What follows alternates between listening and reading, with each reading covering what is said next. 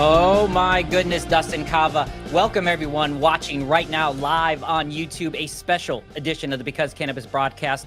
We have brand new podcast every single Wednesday, 4:20 p.m. on YouTube, including yesterday's special edition with David Downs from Leafly.com announcing the 2023 strain of the year.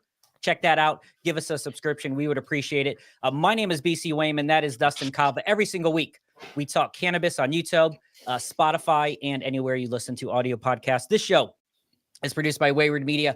Dustin Kava. We started this podcast February 22nd, 2023. But for the very first time, I'm going to sing through this. For the very first time in the history of this show, in the history of Because Cannabis, hell, in the history of OHIO,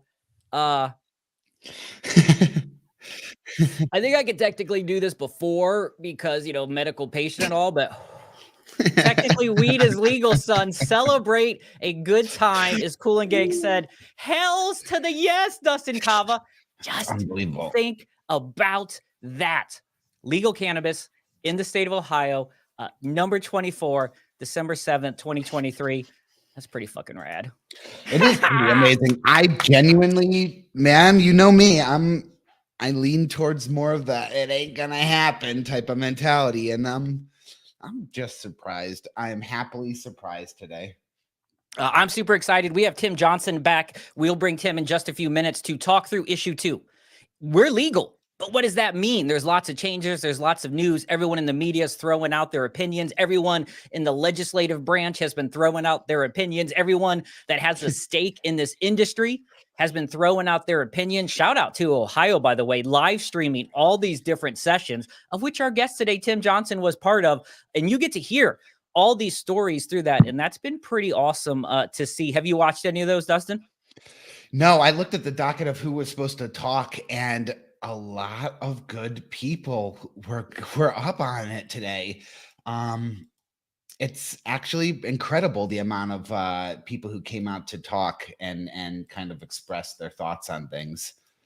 It's going to be interesting. We are navigating in not unknown waters, right? States have been there before, 23 states, Colorado, Washington in 2014. So we haven't, this isn't the first time this rodeo has been done, but Ohio is, like some other states, South Dakota and a few others before it, kind of begrudgingly kicking and screaming kind of thing. Like they're kind of taking legal weed, but it's the metaphor if you were to clean your room and you shove all the shit in your closet and you say it's clean, like they're going to take it. but they're going to do the bare minimum. They're going to kind of fight a little bit. They might throw a few temper tantrums. Matt Huffman, Mike DeWine, they're saying the right things, but inside they're a little overheated. Probably should smoke some weed and chill out, fellas. That's what I'd do. So and it's going to be interesting to see how that happens. Before we bring on Tim Johnson, we'll do that in just a few minutes. If you have questions for Tim or anything about the show, put them in the YouTube comments. We're going to let Tim address exactly what issue 2 means, exactly what is legal, what some of the changes are happening. He is literally straight from the legislative floor. So Tim's coming on in just a few. I mean, he's right there in the fucking weeds. He literally, figuratively, all the Italy's he is part of, Dustin. I want to know, when was the first time, Dustin Kava, as we sit here with legal cannabis today in this state of Ohio, when was the first time in little DK's brain that you realized you could actually kind of work in the industry, that cannabis could be not something that you just consume, that weed wouldn't be just something that you smoked, but that you could actually make a little cash money from? Did you have a moment or a realization or a thing that kind of propelled you into this industry? Oh my gosh. Do you remember the book, The Secret? Or the movie, The Secret, all about the law of attraction and what you think about, you bring about type of mentality? Well, either way, it was quite popular at the time. I think this was in 2011, The Secret. I actually have a vague memory. It's inspirational. People made vision boards. Yes, there you go. The vision board. Yeah. I'm feeling it. All right. So that night that we watched, that me and my business partner, eventual business partner, watched The Secret, we fucking sat down afterwards and said, what is something that we can do that would take care of our families, that we can kind of start bringing into our life? And so we sat there kind of thinking, like, what is it that we want to do in the future? And somehow, man, within an hour, the idea of a spill-proof water pipe came into our thought process. And from that evening, we made a semi-little prototype of some thoughts and some possibilities. And then we spent the next 4 years in a bedroom, 40 to 50 hours a week, each of us, for 4 years, developing and researching how to build and manufacture something like a spill-proof water pipe. And eventually that thought process got me to the point where we were thinking about owning a shop in order to be able to sell our own product within the industry, which then allowed me to open up inhalables in the store, which then allowed just this cascade effect of the next step of essentially what I'm going to do with the rest of my damn life. And I have been in this industry at this point now, we're looking at over 10 years, and it has just been an incredible journey. Have I ever showed you the Bovec? Have I ever showed you? Probably, but let's show the audience watching at home. We're about to bring Tim Johnson in, talk through Ohio issue 2. Here is, I believe, like a limited edition, not even available for sale. Gonna make you. This is one of the early glass prototypes made, helped manufactured by a good friend, Licit, in which Gibby from Licit and been on the show. And on the show. This is our spill-proof water pipe. And the idea here is that I'm gonna make you full screen. Ready? Go. So then the idea here is that essentially, you know, we were thinking about patients, thinking about this idea of not everybody has full range of motion within their hands. Not everybody can. Like my brother had a stroke when he was 4. He only has use of his one side of his body. And so the act of holding something and lighting something has always been extremely difficult for him. So we started thinking about mobility and movement and packing away. And eventually we came up with this bad boy.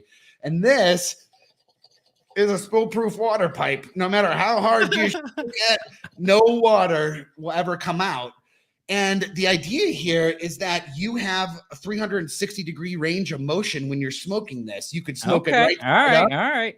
You could turn it upside down for a gravity. You could turn it straight up for a steamroller.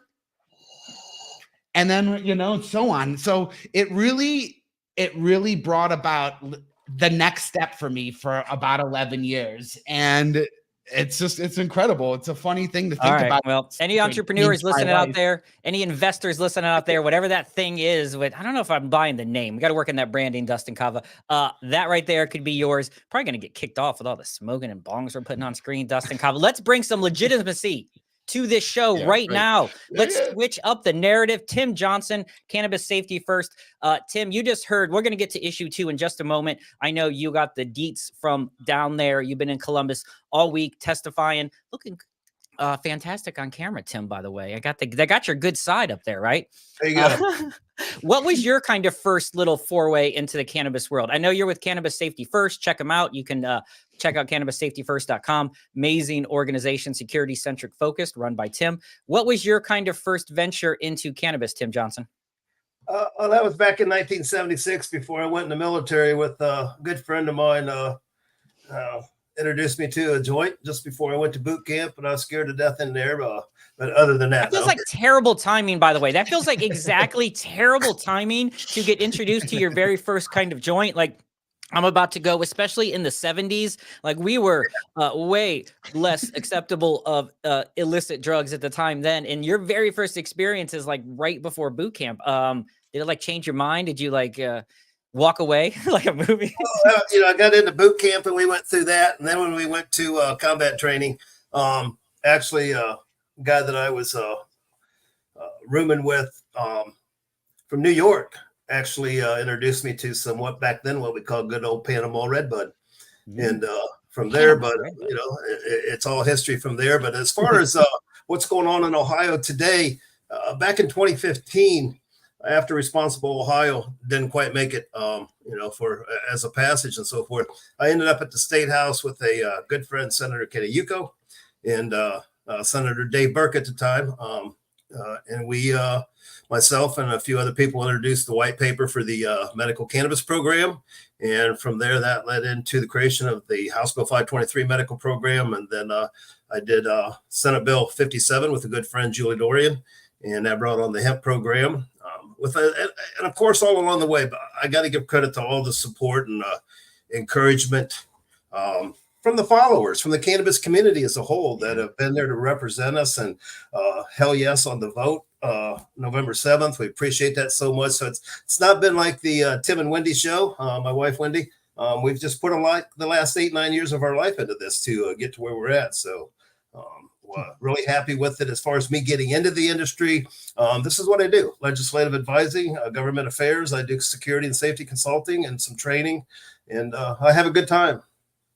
Well, it's a good industry to have a good time in. All right, Tim, let's break this down then from where we are. On November 7th, 2023, Ohioans by 57 to 43% approved the ballot initiative put forth in front of them that we all call issue 2, which put kind of that 30-day window, which expired, I guess, at midnight last night, making today the official first day of legal cannabis. In the meantime, there's been a lot of rhetoric. There's been a lot of news articles. There's been a lot of back and forth. There's been multiple bills introduced from the Senate, from the House. There's been comments from both sides, parties, and what they're trying to do.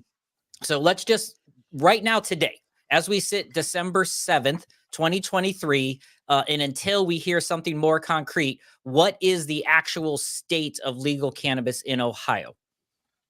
Well, there was actually a clerical error. That 2023 should say 2024. So just kidding. We are actually full legal in Ohio. Yeah. Notice everybody say, what the? No, as of midnight last night, with the legislators not being able to get anything fully revised or signed off, passed in both the House and Senate to the governor and so forth. As of midnight last night, issue 2, as we voted on it at the polls on November 7th, went into full force and effect. So we are fully legal in Ohio. What the program says is what we are working on, or what they're working on at the State House now. So the important things I'll touch on real quick, and then we'll get some questions in.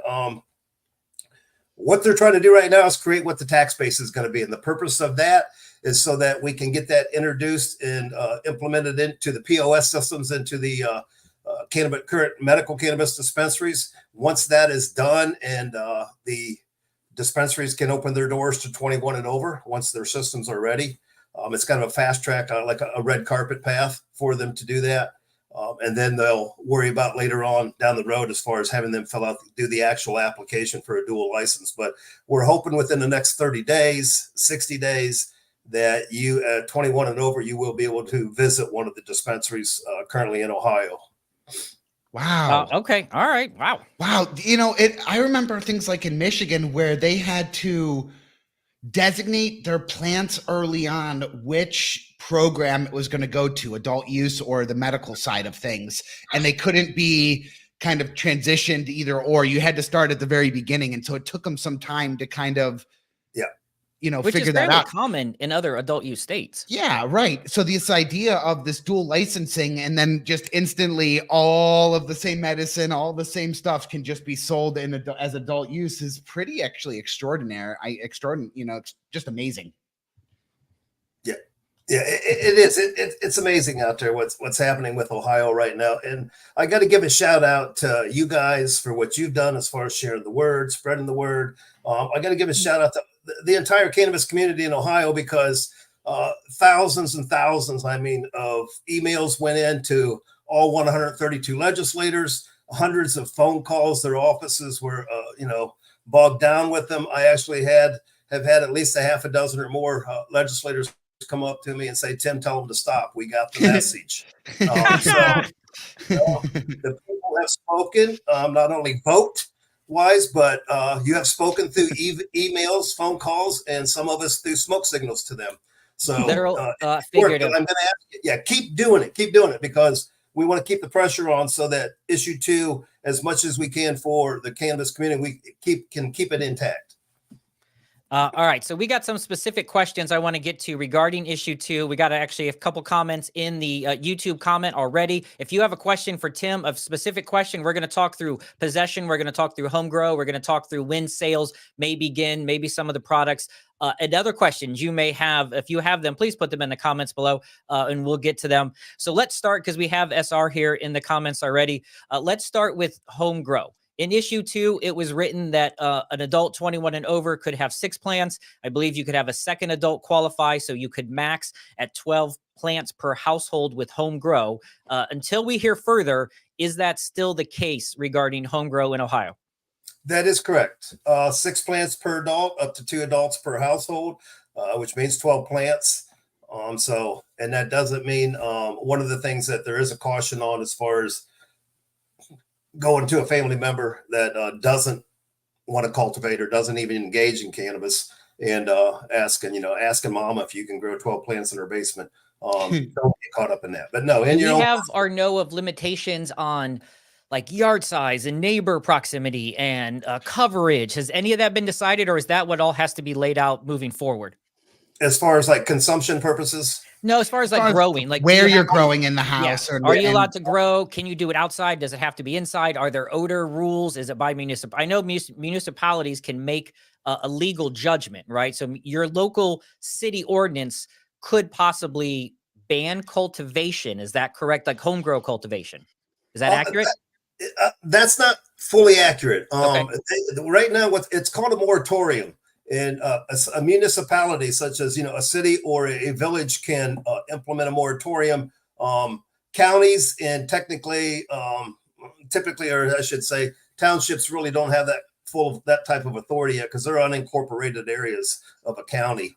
And a county can't tell a city or a municipality what to do. So at this point in time, it's kind of if you want to grow outdoors or you want to grow indoors, as long as it's on your private property. And I believe there are some guidelines in issue 2 that says in a secured facility out of the sight of, like behind just a 10-foot opaque fence. But remember, because you're growing outside, and somebody brought this up, one of the legislators, well, if I'm growing outside, I can have a whole field of it. No, it says 6 plants or 12 plants. That's what you can have. So it's a common sense thing here, and it's a respect for the community, the cannabis community, and for your neighbors and for yourself to, be compliant. And if you're going to start, of course, it's not going to happen outside right now in Ohio, but if you're in the basement, hey, or in the pole barn or wherever you're at, chimney, I don't know, rock and roll, and it's on and growing time. Who smokes in their chimney? Like, what are you doing? Santa Claus coming to town and he's bringing the dank? Like, what are you talking about, Tim? You going crazy. I want to know the parties Tim and Wendy are holding when your chimney. You got weed so much that you got to go out there. You got to blow it out the chimney. Well, if you're in the basement, you blow it out the chimney. We got a lot of questions actually coming through about the weight, about is Ohio's weights going to stay the same in the adult market, or will we get some type of other measurement for what are you legally allowed to possess at any given time, and also the percentages that you're allowed to possess at any given time? In the program currently, things will stay as they are, because you're going to be going into a dispensary, a medical dispensary, which will also be classified once they get the full application as an adult choice or adult use dispensary. So your limits right now are still the 2.5 ounces of flower top, the 15 grams of extract. That stands as is. There is some legal affirmative defenses to that. Even in Ohio, the Sensible Movement Coalition have decrimmed a lot of cities up to like 199 grams. Yes. But Ohio since 74 has been 99 grams. Issue 2 is 70 grams of flower. So kind of like, right now we're good with everything. But yeah, when you go into the dispensary, hold on real quick. Is it 2.5 ounces plus 50 milligrams? I think we were asking in the comments, someone is, what's the max you can have like on your person? Is it both those? Is it a combination of all that? Like what's the maximum amount that you think someone could physically have by law right now on their person? I would go with what it says. It doesn't say or. It doesn't say 2.5 ounces of flour or 15 grams of extract. It just mentions those amounts. So I would roll your technically you have an affirmative defense under issue 2 because that's what issue 2 did. Issue 2 created the law. Now we have to create the rules for the law, but since we don't have any rules to go by, we go exactly by what the law says. So yeah, you're good. It shouldn't be no problems with that. And if there is, I would expect some confusion, some gray area for, say, law enforcement, right? I think this is part of it. And we can talk taxes in a second, which is a big part of this, what some of the changes going on. But, they keep talking about money for law enforcement training and such. The world, police right now, and we can't obviously speak for everyone. How do you think they're going to approach this in the next little bit? Do you think they're going to be having scales and making sure you have less than 2.5 ounces on you? I mean, are they going to weigh it out on there? There obviously is still driving while impaired. So that still is a thing, everyone. Don't just smoke it while you got it, while you're doing 80 down the freeway. So there are sensible rules as well. So let's just talk about, in your opinion, you've obviously got law enforcement experience. How do you think, or what do you think maybe some of the law enforcement communities are instructing their officers or to handle this in the coming months, especially as we kind of deal in this gray area of legal, but no rules and regulations yet? At this point, I would say, every law enforcement department in Ohio that knows this is happening, because I'm sure there's some that don't know this is happening, as there are some that don't know we have a medical program still 5 years later. That is not a good, it does not make me feel confident, Tim. Yeah, but at this point, it would be foolish for law enforcement to try to challenge issue 2. You're basically, if the person is compliant right now, you're looking at misdemeanor things, even in the illicit market under the 2925 code in the ORC. So it's really not a problem. So what Ohio's technically done, we've actually blanketed a policy or legalized even the illicit market if they're compliant within that 2.5 ounces, 15 grams, the extracts and 12 plants or 6 plants, whatever it might be. You should be okay. The point here is to not to challenge. If you do get caught up in the judicial system or run into law enforcement, as BC said, you can't smoke in a car, not even the passenger. That's common sense. It's never been like that. That does direct law enforcement towards, rolling with, OVI charges on you and seeing what they can get there and so forth. So use your common sense, protect yourself. You have contact with them, provide them your ID. And from there, be very careful if you decide to answer any questions. If you don't want to answer questions, don't answer them. Take the citation, go down the road. And if you need to, get a hold of somebody to, help explain that to the chief of police for that department, that's, reach out to us. Okay, so we're talking the 2.5 ounces, the 2 ounces. 6 plants has the possibility of of going way over those numbers. So how I just can't. It's hard to imagine the ability to even stay within that lines. As a patient, as a medical patient, I can have like 6 or 8 ounces, which is pretty reasonable. That's a good 3-month supply possibly for me. So I don't know. It seems kind of scary that the limit is set so low on that for at home grow.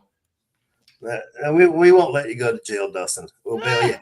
All right, no problem there. Look at this face. I can't do hard time. You can't. We are not gentlemen built for jail. We are gentlemen built for your entertainment. That's why this podcast is on every Wednesday, 4:20 p.m. on YouTube, Thursdays with video on Spotify and anywhere you listen to a podcast. But we had some questions there in the audience, like if you grow at home and you have a bountiful harvest, which you all aim to do, are you going to seriously start to think about, well, I better kill this plant because I got 2.4 ounces, so I break out my flamethrower and burn that shit down because I don't want to have more than I think. How do you think, and we're projecting here, like the average home grower, or should they be thinking about ounce weight as they're growing, or can they just grow and consume and probably not be too overall worried about it?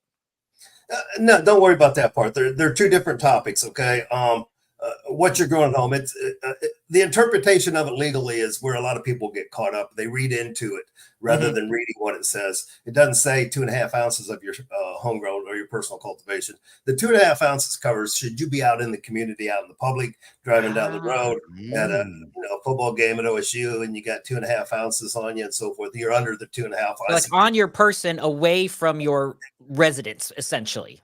Yeah, what you grow at home, because if you're growing indoors, you might get a plant that yields, a half a pound or something, depending on the grow space. That's how big the plants get. You might be outside in the summer.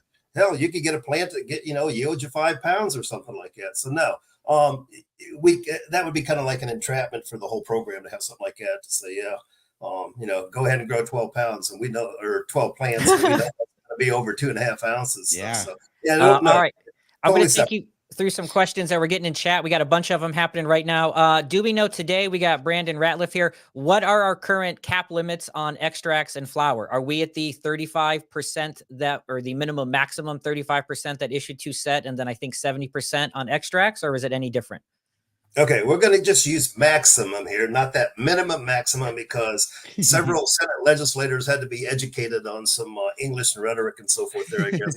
I got to say real quick, I felt like it was pretty simple to get. It has to be a cap set, and the cap minimum has to be 35%. It can be anything above 30. You can Price is Right this shit, 35.1% if you want to, Ohio. I mean, you don't have to get all upset about it. But yeah, it was very simply Price is Right rules. Just go at least 0.1% over 35 and it's legal. It's kind of where it was at.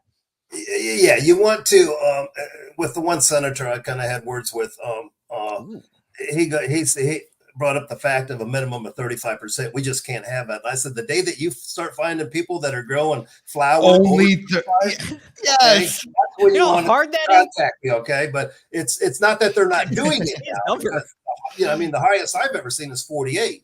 So there is a potential, but in the medical program and in the adult, no, that means 35 for flower is the max percent. And at this point in time, I believe issue 2 said 90% for concentrates, oils, and that type of stuff. So that has to stand right now until they get in there and start revising that language. Do I perceive them to revise? I think the flower will stand where it's at. I think which in the Senate bill or the House Bill 86 that the Senate just voted on, all that, it's going to die at the end of the year. They dropped it down to 50. That's not going to happen in a Senate or a House Bill 354. They're keeping it at 70 is the idea there. And that is the reason we want to try to stay as close as we can to the medical program is so that it doesn't interfere with a cultivator having to say, well, half of my building is, medical, under 35 or whatever, and this over here, or it gets to the processor, and the processor says, okay, we'll do the 70% over here or the 90%, and we'll do the 35% stuff. It's too ridiculously confusing. And it's the same at the POS for the dispensary. If you go in as a patient and you end up, somebody sells you something higher than what the patient's supposed to get from an adult purchase or whatever. It's all the same product, but you have to have that same consistent rule. So it's got to be 70. So I'm pretty sure that they'll probably bring it back to 70. That's not the end of the story, though. We will be coming back probably in 2024 with an amendment to the medical program to push back for 90% again. And if that happens, well, I'm sure they'll include in there, the controlling board will go ahead on the adult program and move it to 90% as well. So it's only reasonable. It's no different. I mean, in the pharmaceutical world, it's the same type of thing. Was my testimony to them. Don't be hypocritical on that. And on this here, if I can consume, if I want to drink one beer, that's good. If I want to drink more, I'll drink more. So by limiting that concentration or that percentage is totally ridiculous. Yeah. We have a couple questions coming in about, can you still get in trouble for having paraphernalia in your car and on your person?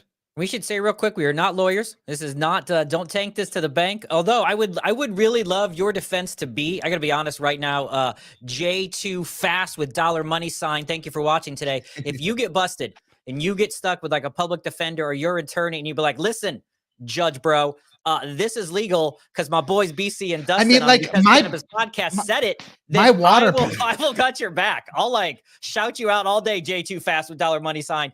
So not perfectly legal advice, just our opinions on what we know today. I just want to qualify some legalese there. David Patton, former guest of the show, would want to make sure we did that. So a couple of opinions on some legal situations, Tim Johnson, including that one. Do you think paraphernalia would get you busted if you had it on your possession today? I'm going to throw out the same disclaimer, and I'm glad you guys have talked to Dave about it as well. Yeah, I'll throw out, we'll all three be protected under an umbrella of a disclaimer. We're not legal professionals here. But you get a shirt if you use us as your defense. Well, I'll put that on wax right now. Right. Paraphernalia in Ohio right now is a minor misdemeanor, I believe, depending on what it is. I think some places may be a misdemeanor 1. But sensible decrim, again, I don't mean to keep giving them a shout out again. They've done 40-some communities in Ohio now, and the larger cities have done away with paraphernalia as a charge. Yes. So that's not the issue there. And overall, Ohio's decrimmed up to the 99. So if you got paraphernalia with it and you go to the courts and you bring up the whole decrim thing, you're pretty much good on that. Not to worry about it. So I'm not going to say that they won't go after you. They may, maybe they may file the charge. It may not, probably, or most likely will not hold up in court, especially right now. The things that you want to worry about is additional drug of abuse. And we're going to address these in criminal justice reform for the program. Being charged for drugs of abuse or corrupting another with drugs, like if you're passing it to the left, share that type of thing. So we're trying to eliminate all of that type of and give a clear path on that. But you should be okay with paraphernalia in Ohio now. Now, as I said in the beginning, there's going to be smaller departments, remote departments, and so forth. It still is on the books, and they will try to write it and try to enforce it. So, you have with you, use your common sense, and have with you what you have. We got a couple. Thank you everyone for watching the Because Cannabis podcast live edition that we are having, answering your questions on issue 2. Keep them coming. We got a bunch in there. We will get to them. Tim Johnson, I got a couple on kind of residency questions and opinions on where they're at. So I'm going to do 2 of these. They're kind of related, but we'll do the first one. Michael, the Screech Owl. So if I'm in the country and I'm growing a large garden, 12 plants or less, clearly, if you have 2 adults over 21. But my neighbors see my less than 12 plants, despite there being no local ordinances. Do you think that nosy neighbor is still going to get Michael the Screech Owl in trouble? How do you think that feels? Is it going to depend on the ruleness, so to speak, of the community and the law enforcement? What's your guess of how a scenario like this could play out? Well, Michael, I would tell you to invite them over that it's a community garden if they would like to grow and partake. Jump on in. Tim's message is, tell him to smoke some weed, bro. No, let's make everybody happy or do something here. No, you should be okay on that. You're on your private property. There's no set rule at this point in time, but I said it is winter, so we're not doing it outside. So hopefully by the spring, we'll have the actual parameters of the rules set in place for, the personal cultivation at home.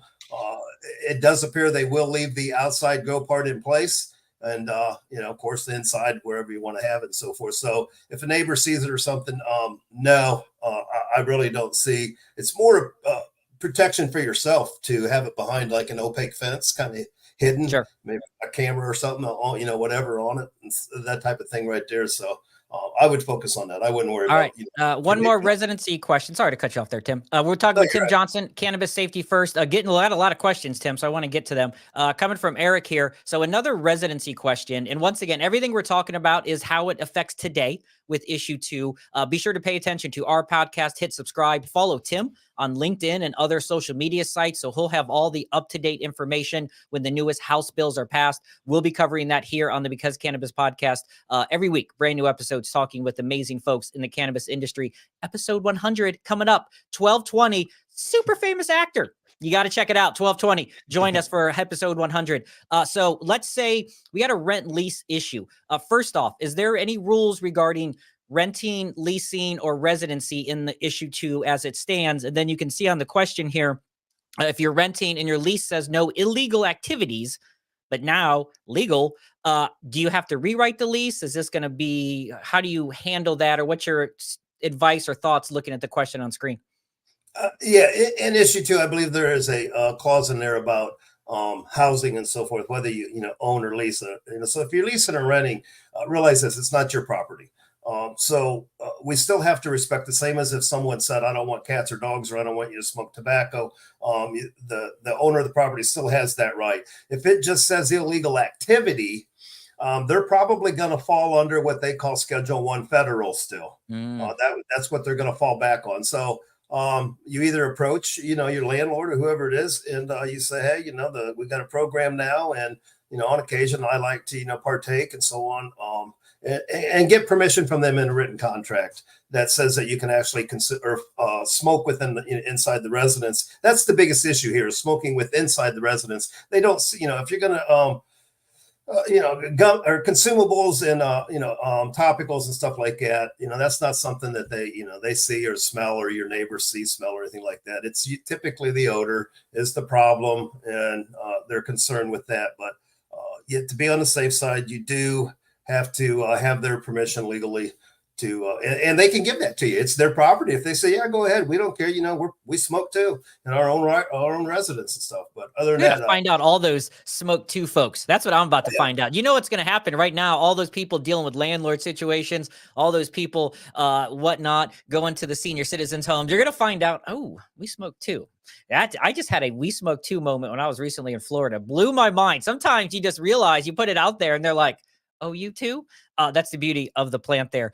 Do you have a question? Here's a question from car photography. I didn't mean to say you take pictures of cats. Good person. Cars photography.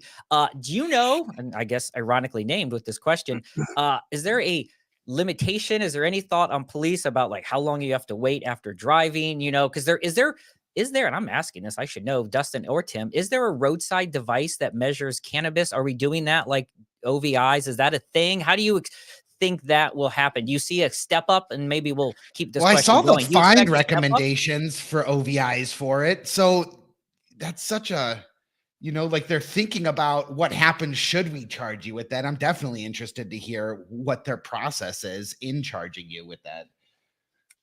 Yeah, this is going to be one of the clauses that will definitely be addressed. We're actually Senate Bill 26 with Senator Manning. It's something being addressed right now, and I've given some input on that. As far as how long you should wait, there's no rule. Law enforcement's not going to say there's a rule on it. It's kind of a common sense thing.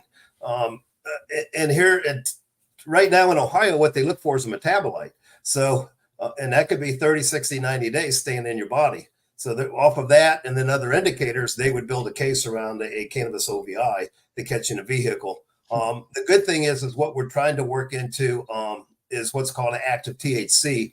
And there are roadside tests now. There's a company out of Michigan and that have developed a roadside test where they can do a mouth swab, and it supposedly gives a reading that says, yeah, you have consumed cannabis in the last 1 to 3 hours. There's a presence of cannabis. It doesn't say you're impaired.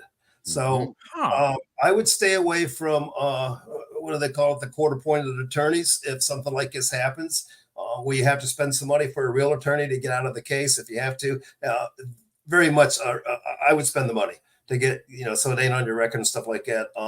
And that attorney, hopefully, if they're educated, they'll be able to go in and explain to the court how that works. But yeah, the OVI stuff still stands as is in Ohio.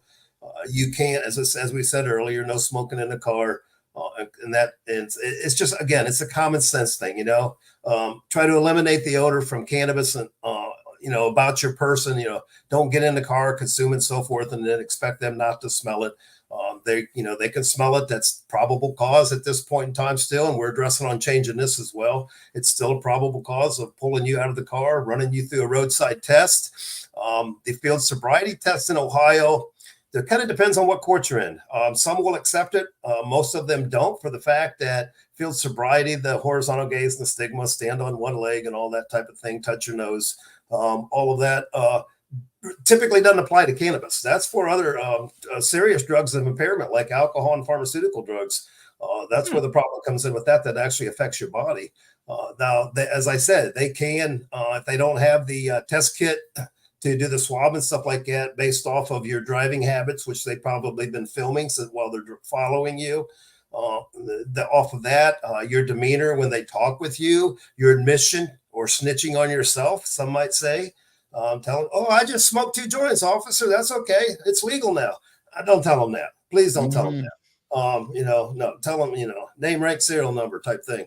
But yeah, use your common sense on that right there. Try to eliminate. And I can tell you the aerosols in the air and stuff like that, that does not mask the smell of cannabis. It actually enhances it. So, just be smart about it, people. That's all. We'll get through this, and there will be some new rules, I'm sure, addressing that as well coming up. We have a question in here. Actually, speaking of roadside tests, there was a question from Eric about that, but we kind of addressed that. They'll probably, do you expect, let's do this, and then we'll get to kind of micro businesses. Do you expect, just your gut instinct here, we obviously have no facts on this, we're just guessing, do you expect an increase in sobriety checks for cannabis in the next, say 90 to 100 days as some sort of course correction from some overzealous kind of law enforcement agencies? I think that law enforcement will be receiving some training on this new industry that is, been in Ohio for 5 years, but now it's just for everyone. I think they're going to, get some training on this, and it will, how they employ that will, have a lot to do with those sobriety checkpoints. They'll be looking for, for odor, basically, for cannabis. If you go through a checkpoint or they, in a traffic stop, they want to focus on that for the fact of, not just alcohol or other drugs, but it's not like this is not new. We've been consuming cannabis for 50 plus years, but they don't have any stats for it.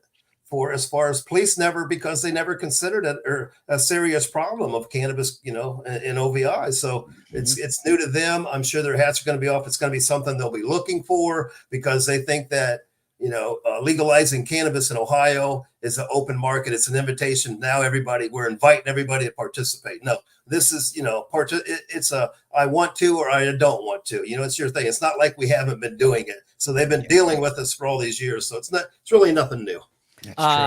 Outside conventions, on-site consumption cafes, any of those spots where public can congregate and consume, do you expect an increase? Is that stuff legal? Michigan has some hash bashes and cannabis cup things. Is those things going to be legal in Ohio? And do you expect a rise of on-site consumption places or cannabis cafes or anything like that in the coming future for Ohio? Outside consumption is going to be okay as long as you're on private property and the owner gives you permission to do that. So if you were at some wicked festivals next summer, there's going to be all those ones. I could already pick 3 or 4 different park organizations that already have some sort of festival things. You know who's going to be pissed off is Blossom. In places like that, Nautica Pavilion, they're right now being like, look, there's going to be a law. They're already, let's be legit. They're already in the Blossom lawn is the beautiful aroma of cannabis consistently wafting across the place. But that's from people still kind of, you're going to a concert, something like that. No one really cares, but they're still kind of being it on the down low, put in a couple of joints in their cigarette pack, that type of thing. There's going to be dudes rolling in with exactly 2.499 ounces of, and 50 milligrams, because that doesn't count. It's not rolling into that concert of Blossom. I feel sorry for the Blossom ushers. I don't know, feel sorry for them. There's going to be a lot of weed smoked at Blossom. There's going to be some killer events coming up in the near future. No, you should. Any places, if you go out to dine somewhere, or you go to a bar or whatever, any place that sells, or that you go, that it's on private property, even like, hotels, any business. If you designate an outdoor area that's for smoking tobacco products, they can say, yeah, you can smoke your cannabis product there now. Or they can tell you not to. So it'll be kind of like the placards that we see now. This establishment is smoke free. This establishment is gun free. This now place is weed free. It'll say this establishment is cannabis friendly. Oh my God! There's a rush on signs being printed right now. There's just a ton for all of the Airbnbs. Yeah, there are all these hotels and businesses right now, Dustin, are like flying on canva.com right now, putting like a weed symbol, the traditional circle with the red line through it. There is a rush. It's Staples printing services right now in every small city in Ohio, every conservative run town saying, no, this is an anti-weed business. But you can take your cigars and you can take your tobacco all up in there. But all these bars and things, I would imagine it's going to be some feeling out period. And so I think what I would ask, and I think Dustin as well, like, be patient. I think that's a big part of this, right, Tim, is the rules are evolving. We know what's there, but if you push it and then you're like, smell my weed, bro, and you're like, birds in the air, I just don't care, you're probably not helping the cause, right? Like, be cool, bro. Like, just be cool. Right. Yeah, we need to, send a signal out there. We need to get past the stigma, because even though we went legal, there's still generations of stigma instilled in people's minds from the Reefer Madness days, and so we still have to be careful. When we're out and about, if you're on your own private property, do it and enjoy it.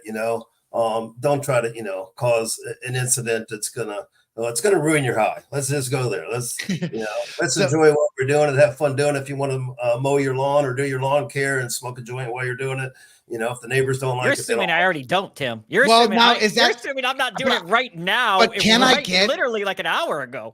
Can I get an OVI for drinking on my lawnmower? Actually, you can. It is considered a motor vehicle, and even though you're on your own private property, there are OVI laws for private property. Yeah, so that can happen. So just don't mow your lawn. Just little joints, no hog legs, little joints. The one thing we haven't really talked about is the taxation increase from 10% to 15%. Has there been any new word on that 15%? Thing that they were kind of thinking on changing it to, or are we still back to 10% in 2 months when things switch over? Yeah, no, we're still at 10%. That's what issue 2 says. 15% was the hopeful tax dollar wishes for Christmas by a few GOP senators, and sorry, but they're not going to get that from Santa. They're going to get coal in their stockings this year. So no, you're okay with that. It's not a problem there. I definitely do think that should it have been 15%, they might have still gone to Michigan instead. It really provides that, well, if I drive an hour, I can save an extra 5%. And that's a big deal when you're fixed income patients that, are really trying to manage something for 3 months. That was brought up.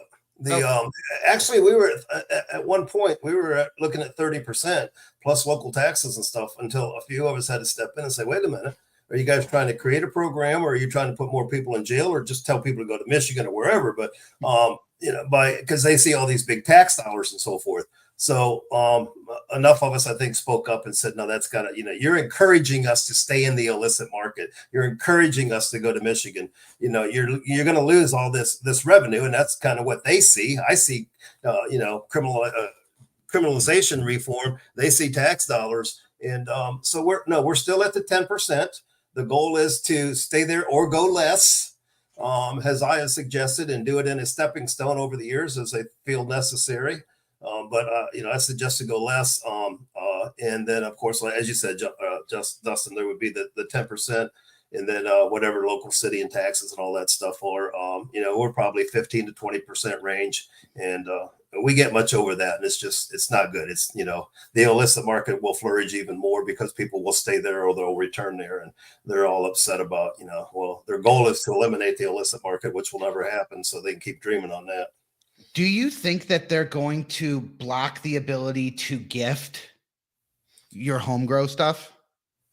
We have had discussions, private discussions on that, and I think that we may be able to through revision or just through amendments after the first year when you get back on track with this 354 to actually have the language in there that protects you for gifting and also for if you want to, from a business perspective, a lot of the legislators love this idea, and I know it's happening now. Let's be realistic here.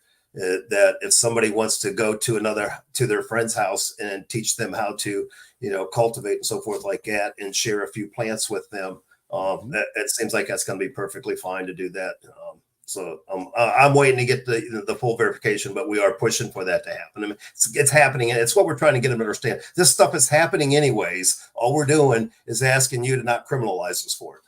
Absolutely. You're watching the Because Cannabis podcast special edition. We're talking with Tim Johnson of Cannabis Safety First, CannabisSafetyFirst.com, about the legislative changes. Tim has been on the floor talking with the committees, talking with senators and members of the House going through this process. So we're dealing through all the realities of where we sit with issue 2. A couple of disclaimers we should put out there real quick. Thank you for those of us who joined us.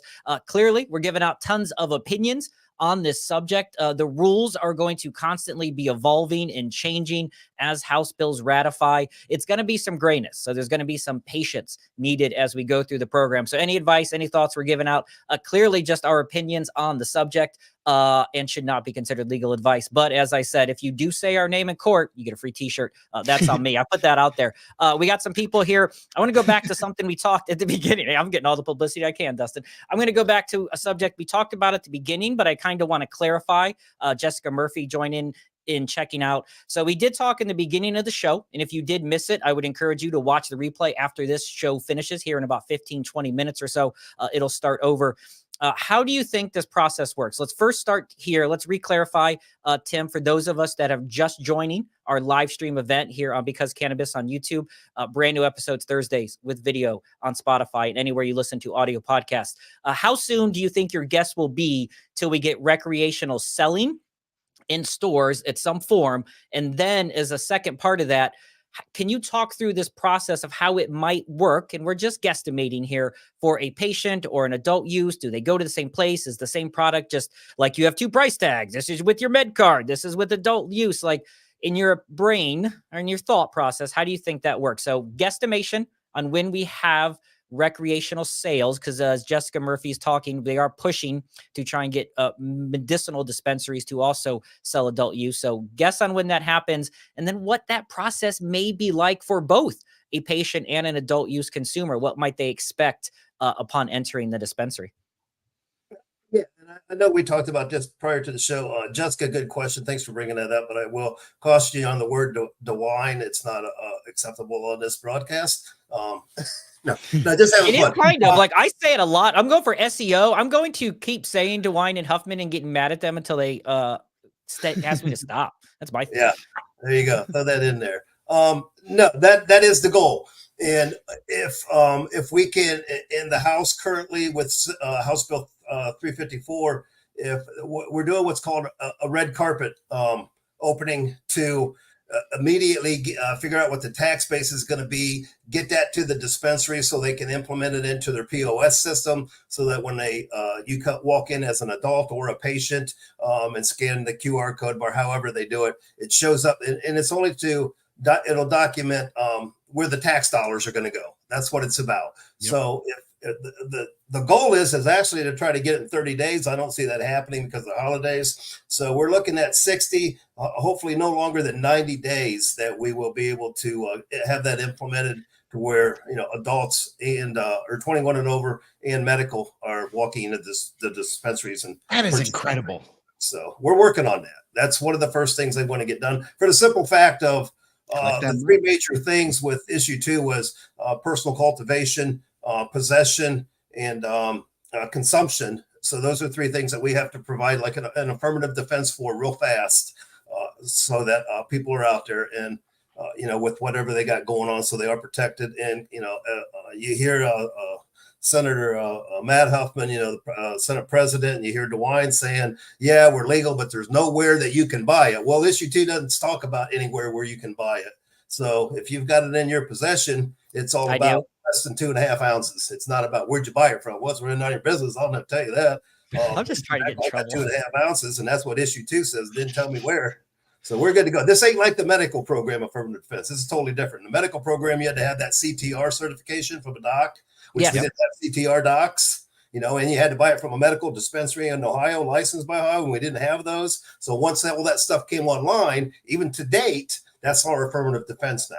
So will the dispensaries, do you think they'll retrofit the system? Will it still be on an adult use dispensary, the check-in process and like the man doors where you got to go in one door and locks? Do you think that still happens? Do you think you'll start to see dispensaries retrofit to have more open selling than versus the medicinal process? I'm trying to like there was one patient level, allowed in the dispensary per bud tender type of thing. So, you know, an adult there's some logistical issues here. Yes. Yeah.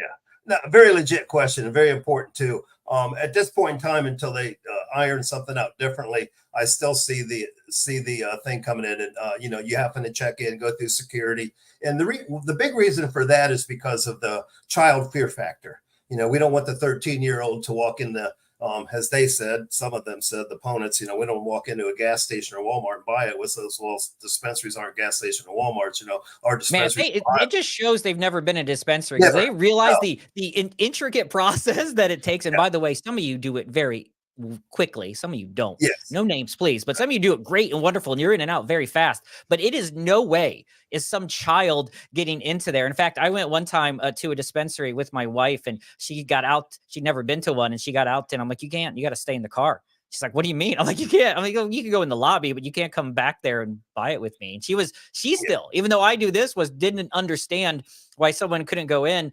And then I think she was mad that she couldn't go back and see the secret sauce and where it happens, the magic that happens in the back of a dispensary there. But it's going to be a weird process. And here's what I'm telling you. I'm calling you out. And if you need help, ring my bell. All you dispensary chains, it's going to be tough to manage this logistically. The influx of potential patients in that first week or two is going to be vital to some of the success of the program, right? And seeing if they can handle that rush that I think will happen on those first few days. So it's going to be interesting to see which companies figure that process out moving forward. Yeah. Ohio dispensaries are, even to me, are somewhat intimidating. I know the first one, legal one I went to, and when I pulled up to walk in, the guy with a police officer standing with an AR-15 rifle, and I asked if there was a problem, if they were opening. It was on security. So I got in my car and left. That feels you know, a bit much. To me, it's like, come on, you guys are overkilling on this security stuff. You know, you got to go through the front door, you got to get checked in, or some kind of security there. Some have weapons, some don't. I prefer to go to ones that don't have weapons. I don't like throwing gas on the fire. Not only that, I don't see life over leaf is my motto. We can always grow more flower, people. We don't have to. And if your worries about money, we make spontaneous money drops. And once you get through the first, second security door into the back with an individual, and if you think they got a register full of cash, you're sadly mistaken. They get dropped immediately.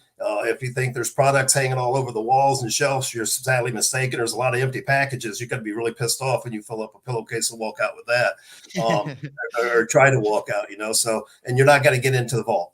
So it's Ohio is just that way as far as regulatory compliance, and that's what's really helping the legislators at this point yesterday and today to understand that, we thought this was going to be sold everywhere. We're like, no, this is 5 years in operation with the medical program. We haven't had one incident yet where any child or anybody under the age of 21, 18 has been able to get into a dispensary. You know, no 13-year-olds have snuck in past security and got through the second door and went back and got them something out of the vault. So that's just not happening in Ohio. So yeah, we're still going to be on that.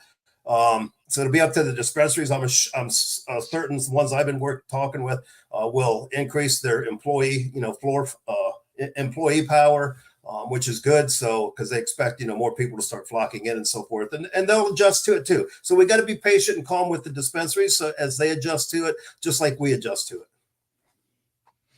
So we got a couple of things going on. Thank you, everyone that's been watching this live stream edition of the Because Cannabis podcast. Got about 10 more minutes or so. We're going to end here at 5:30 with Tim. So less than 10 minutes here with Tim Johnson. Thank you, everyone that's been watching. check us out. Give us a subscription. We're going to have lots of great content about issue 2 coming forward. We talked a little bit ago, Tim, about kind of the tax revenue that the state may bring in. And we've talked before on the show. If you watched the previous live stream we had with Tim, we talked about how there are some estimations early on, maybe after a few years, Ohio could bring in about 200 million. The tax revenue, it's as stated in issue 2, but clearly that will change in one of the upcoming House bills. We know there'll be some reallocation of funds. We also, though, highlighted just a couple of things to put perspective in tax revenue. While a state like Colorado has done $1 billion in tax revenue since 2014, over almost 1.5 billion since they legalized, Michigan in 5 years hasn't even done that. Michigan in just 1 year last year did $270 million. And to put that in perspective, Michigan's tobacco tax revenue was over $750 million.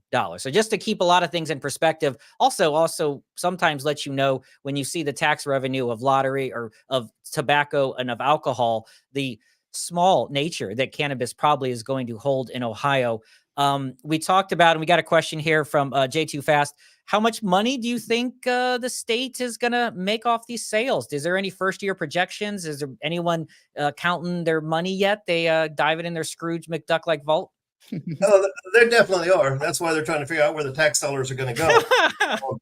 Who's going to get what. And as you're aware, House Bill 33, the budget this year, had a clause in there to create the medical or the marijuana control board and where the taxes were going to go per that, which is primarily what they'll play off because that has a loophole, open door in it for it to go to the general fund as well. But no, you're going to see, as much as I despise and I hate to see it, even coming from the career field, going to law enforcement, I think it's total bullshit. I expressed that to him today because the firearm industry, the alcohol industry, big pharma industry, tobacco industry, these 4 industries that create more harm and troubles to society as a whole, they don't pay any taxes for law enforcement. So why is it the responsibility of the cannabis community to all have to step forward and financially subsidize all these places? Law enforcement, they have current local levies. They have, state taxes and coming in, county, or, federal tax grants money available to them. They have drug seizure asset funds. They've got 2 bills at the State House now that would generate $80 million a year from just taxes given to them, and so forth. So I don't know how much damn money they need for, training and so forth. If it's law enforcement, it's basically a state entity. All agencies are basically, that's why they have the Ohio Peace Officer Training Academy. It should be a state funded thing. Take it out of the general fund. I saw a line in one of the House bills with 10% wanted to go to a safe driver fund. And I need to know if alcohol money goes to any sort of safe driver fund, since there's lots of DUIs versus OVIs with cannabis. Do you know if alcohol has this safe driver fund that they want to try and put 10% of it into, and what the hell that even means? Yeah, I don't think they have one. All of those weekend classes that people go to, we typically pay for those somehow. And I don't think tobacco pays any taxes for the people, the hundreds of thousands of people that contract, cancer from tobacco products. They're not giving that to, tax dollars to, for the health industry and stuff like that, lower our insurance or anything like that. So no, it's very discriminative. I voiced my opinion on that several times in testimonies down there. But as far as what the state's looking to make, I know the Drug Enforcement Policy Center out of Ohio State did a thing a while back on that. Their figures are what they are. They're guesstimates. I don't think they're really knowledgeable to, what's going on in Ohio as far as the illicit market, which is a lot of that will come into the legal market and so forth now. But, years ago, we knew that the illicit market in Ohio did about $4 to $5 billion a year in sales. And depending on what your tax rate off of that, if it ends up being 10, 15, 20, whatever, then you would be able to, calculate how many tax dollars are going to be coming to the state, for them and so forth. But be honest, I'm going to guess that probably it's going to take 3 years from to date to see the state of Ohio in adult sales hit $1 billion. And then whatever their rate is off of that, they'll get. I'm going to say, Tim, I think you are being very overly generous with that number. Well, I think Michigan's barely made $1 billion, and it's been 5 years, and they had legal weed way before us, and they still can't get it. And our patient programs are like, the secret number of our patients, we're like 0.2% as far as patient saturation in the state of Ohio. So I think that's I will guess, I'm going to put it on record. I think it'll take us, I bet you we do about 75 to 80 million in the first year. Probably takes us 4 or 5 years to get to even 500 million. That's my guess. Okay, as far as sales, I think so. In the tax revenue, I think sales. Well, look here. So we got questions here, like Jack Tripper here from the Kriegel Beagle going on. If you get that reference, shout out to you. Talking here, kind of asking your opinion. We're about to wrap up here with our live stream event. Do anyone get that? Jack Tripper, Kriegel Beagle. Come on, people. I'm old. Look at the stash. Jack Tripper from the Kriegel Beagle. So we got, these limits on THCs and extracts and stuff. And, lamenting here that with that type of aspect, you might be driving concentrate consumers to places like Michigan, obviously to the black market. Maybe they'll start making their own with that. And, someone else here talking about, the Michigan prices being very low.